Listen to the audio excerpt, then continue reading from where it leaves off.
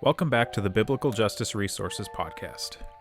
How do we voice our disapproval with what we see happening around us? Over the weekend, millions of people around the country answered that question by participating in the third No Kings Day, with a reported 200,000 people attending the flagship rally in St. Paul. Still more chose to use their voices the following day, as Palm Sunday marches were held in 17 states, including more than 10,000 Christians assembling at the Minnesota State Capitol, the same site as the previous day's No Kings rally. I attended both of these demonstrations, and I found some differences between the two striking, especially when we think about how we frame our pursuit of justice. I want to talk through some of my reflections from each of these events, so if you will, join me for this conversation about the No Kings and Palm Sunday demonstrations in St. Paul, and learn what it looks like to move forward while pursuing justice. My name's Eric, and this is the Biblical Justice Resources Podcast. Our conversation will begin right after this. The Biblical Justice Resources Podcast is supported by listeners like you at patreon.com/biblicaljusticeresources. If you're interested in supporting the podcast and helping to resource individuals and the church for the pursuit of biblical justice, please consider giving today at patreon.com/biblicaljusticeresources. Again, visit patreon.com/biblicaljusticeresources to help support the podcast. Now on with the show.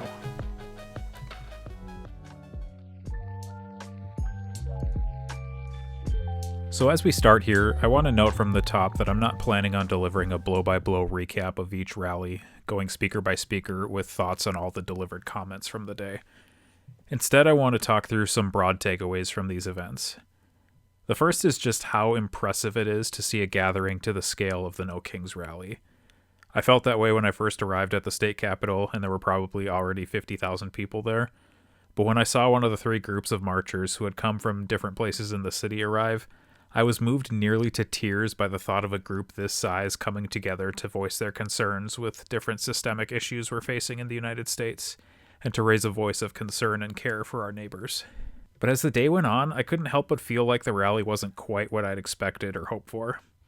In many ways, the day ended up feeling like a large political party rally, likely because of the number of politicians who spoke from the stage, including Minnesota's Governor Tim Walz, Lieutenant Governor Peggy Flanagan, Attorney General Keith Ellison, U.S. House Representative Ilhan Omar, and Vermont Senator Bernie Sanders, along with other state-level representatives.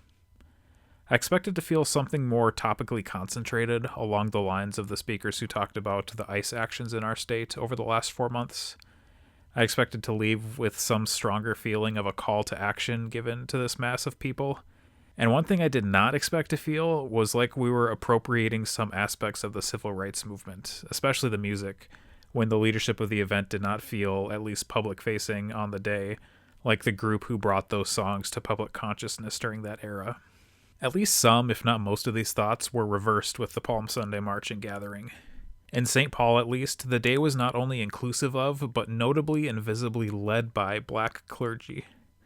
The day felt more topically focused, even as multiple issues were discussed, and it felt like we were left with a clearer call to action, or at the very least, with more of an acknowledgement that the rally was not the culmination of work, and that there's more work to be done.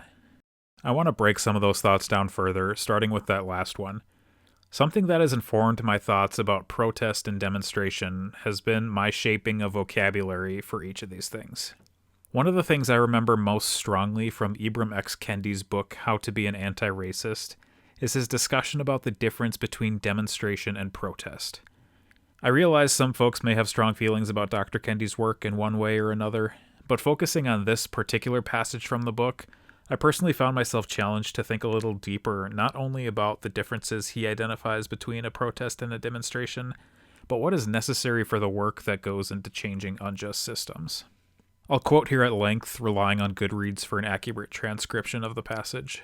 In his words, "We use the terms demonstration and protest interchangeably at our own peril, like we interchangeably use the terms mobilizing and organizing. A protest is organizing people for a prolonged campaign that forces racist power to change a policy. A demonstration is mobilizing people momentarily to publicize a problem. Speakers and placards and posts at marches, rallies, petitions, and viral hashtags demonstrate the problem. Demonstrations are, not surprisingly, a favorite of suasionists. Demonstrations annoy power in the way children crying about something they will never get annoy parents. Unless power cannot economically or politically or professionally afford bad press, as power could not during the Cold War, as power cannot during election season, as power cannot close to bankruptcy, power typically ignores demonstrations. When I hear this quote, I think about the civil rights movement. Clearly, there were numerous demonstrations, numerous gatherings, numerous marches included in the movement. But each of these actions seemed to fit Kendi's definition of protest. They organized people for a prolonged campaign that forced racist power to change a policy. In contrast, I have thus referred to No Kings as a demonstration rather than a protest, because it feels less prolonged. It feels that these rallies are moments of publicizing a problem, which the cynical side of me would describe as, quote, "we don't like Donald Trump or the government," while a hopefully more gracious side of me would say that they publicize concern for policies that are harming our neighbors. I have also thought of the Palm Sunday gathering so far as a demonstration, one focused on a biblical call to love one's neighbor. But even just the acknowledgement and call to the crowd that the rally be a starting point and not an end point, along with a couple specific next steps, leads me to feel that it could lead to more impact and could lead into or be part of a protest movement. Now, we could come to a place where No Kings could also feed into a protest movement. The fact that there have been 3 thus far could be indicative of that possibility. But I think an additional place No Kings would need to grow is the involvement and expectation of people who attend the rallies. I couldn't help but feel that the onus of action, if you will, represented on stage was on the politicians. That is to say, when I heard "we" from stage with regards to action, it felt much more like it referred to people in the halls of power creating policy. Certainly influence and change happens there, but it often feels like that's the last place where change happens, and that change is actually influenced by what we do and believe in our communities. Another factor playing into this thought today was the number of times I heard on Sunday about the 2 processions into Jerusalem on the original Palm Sunday. The Bible records Jesus' procession into Jerusalem with the people shouting Hosanna and waving palm branches, but on the same day Pontius Pilate processed into Jerusalem with a show of military might, ultimately meant to demonstrate who had the ruling power over the people. It was difficult not to draw comparisons between the 2 rallies over the weekend as I listened to that story. It was hard not to ask if politicians on stage on Saturday are not also just seeking to work our political system in a way that would ultimately make their power more akin to that of Pilate. It also makes me wonder, not for the first time, how Christians are to demonstrate the power of God's kingdom in the world. A question you can bet we will continue to discuss over the life of this podcast. I want to return to another thought from the No Kings rally, that of a seeming lack of topical focus.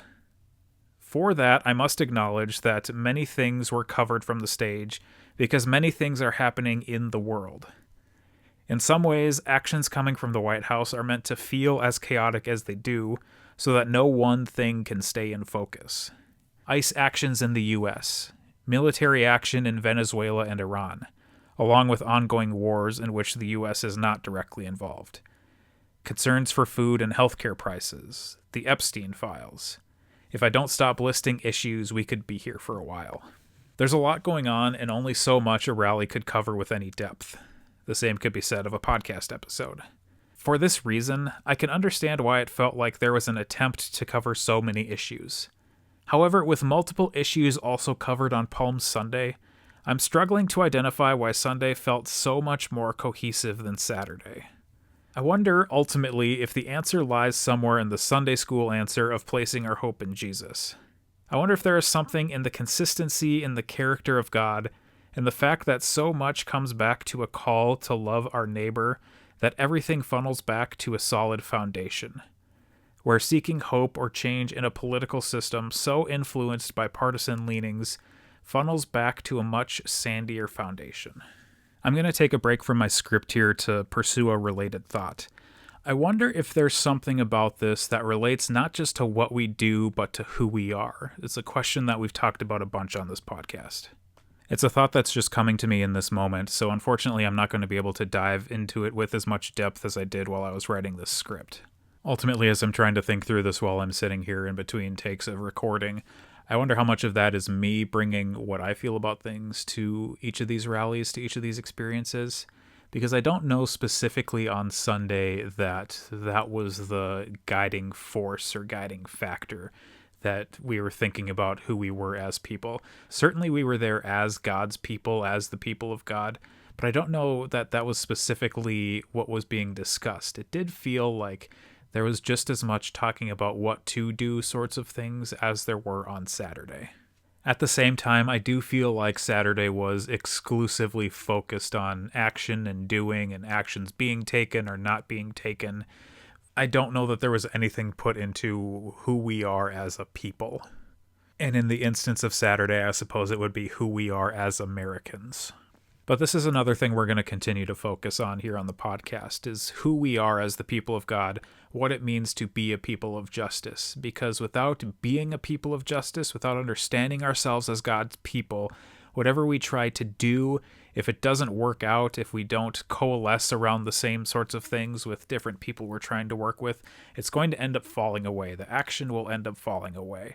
And so from an action standpoint, it is always helpful to be able to come back to who we are as a people and having agreed upon who we are as a people. But just from being the people of God, we can maybe, I shouldn't say take action completely out of it, because we are still a people who are called into action. But the being is just who we are called to be. We are not called to be so that we can do necessarily. We are called to be God's people for the sake of being God's people. And part of that, as we will continue to discuss over and over here, includes justice, includes a biblical understanding of justice. And in that sense, action does matter, because there is some way we are called to actively care for our neighbors. Moving back into my prepared thoughts, I want to come back to thinking about who led each of these rallies, and who would lead what may become a movement. That is to say, why does race keep coming up in our conversations here? As I'm writing this out, I'm thinking about the opening to Michelle Ferrigno-Warren's book, Join the Resistance, where she discussed seeing people come into protests following the killing of George Floyd, who were new to the movement, and who were trying to push past the people who had been with the movement for a much longer period of time. I think, for one thing, there is something to be said for who has been protesting throughout the history of our country. Injustice largely, or more intensely, impacts people we would identify as marginalized, which in this country is disproportionately black and brown people. It feels to me, at the very least, to be another injustice to take the work of that group and use it without their leadership. At the same time, I can't help but think of my issues with the imagery of giving a voice to the voiceless. Those who we might identify as voiceless have a voice. I think the imagery skews how people in power understand their responsibility. Giving a voice to the voiceless puts the giver into the driver's seat. The issue I think that more often exists is that those in power need to be taught or reminded to listen. Giving space so that people who are not in power are allowed to use their voices is not, to me, giving a voice to the voiceless, and does not, to me, put those in power into the lead. What I would like to find is imagery or a phrase that conveys that space is created and allowed for these voices to be heard. Now, it would be wrong to say that there was no diverse representation at No Kings. It would also be wrong to say that the Palm Sunday March got it exactly right. I think people who have been affected by ICE here in Minnesota were far more present on Saturday than on Sunday. I also admittedly was not involved with the planning for either event, so I can't say what contributions looked like leading up to each event, and can't comment in any informed manner on what leadership actually looked like in planning. At the same time, at least some of those answers can be discerned from who is on stage and what those people are communicating. What then does it look like to move forward from this weekend? How do these events and events like them contribute to pursuing justice? The first thing that comes to mind here is that there is a place for demonstrations in the work and pursuit of justice. From the quote I read from Ibram Kendi, it doesn't feel like he has the highest view of demonstrations, but there is something to be said here for the way he defines demonstration. A demonstration is mobilizing people momentarily to publicize a problem. There are a lot of times where problems need to be publicized, or it needs to be publicized that people care about the problems that they're demonstrating about. In a similar vein, a demonstration may not be the best way to bring a group of people together to meet in order to understand who all the people are who care about this issue, but there is this sort of thing, some sort of a gathering that can happen that allows us to bring people together. So it may not specifically be a demonstration, but it is some sort of an adjacent gathering that brings people together, and then maybe a demonstration can come out of that where we have internally in the group defined what the issue is and how we want to respond to the issue, and then we bring that externally. But what does need to happen, as Kendi's quote would suggest, and as was stated from the stage on Sunday, is that demonstrations cannot be the end-all of what is happening with the work. But to return to Michelle Warren and her appearance here on this podcast back in episode 4, justice is a thing that takes time. The work of justice is long. It is not going to be just in one-off demonstrations. Demonstrations can bring people together, demonstrations can voice concern about issues that are happening, and when used strategically, demonstrations can cause a need for response from people in power. And if you're new to this work and unsure of where to begin, demonstrations can be a way to publicly enter what the work looks like, what it looks like to be around people who are part of the work. But as has been mentioned on this podcast already, it cannot be the only thing we're doing. And I don't want to make it sound like my comments from before make me feel like interacting with the political system at all is not the thing we're supposed to do. I do think it is a way for us to impact what is happening, especially living inside of a democratic republic like we do in the United States. We are a part of the political system just from existing as citizens in the country. But there are other ways to engage and make change around us. There are other ways to demonstrate God's kingdom breaking into the world. I'm sure we'll talk about this plenty more with other guests as they come onto the podcast, but off the top of my head, I know we talked about this with Ephraim Smith, and I'm pretty sure if you go listen to Caitlin Chess or read either of her books, you'll be able to find something that talks more about what are things we can do outside of just engaging with the political system. Along with that, there are plenty of examples from history about the ways that demonstrations have been used as part of protests in order to effect change. Obviously, one great large movement you can look at is the civil rights movement. One piece of history you can maybe break down as a smaller chunk is the Birmingham campaign as a part of that civil rights movement. And there are so many more great resources, and there are probably some that you know about that I don't. Obviously, with the podcast, there's a lot of me talking at you or a lot of me talking to another person on the podcast, and you are invited into the conversation.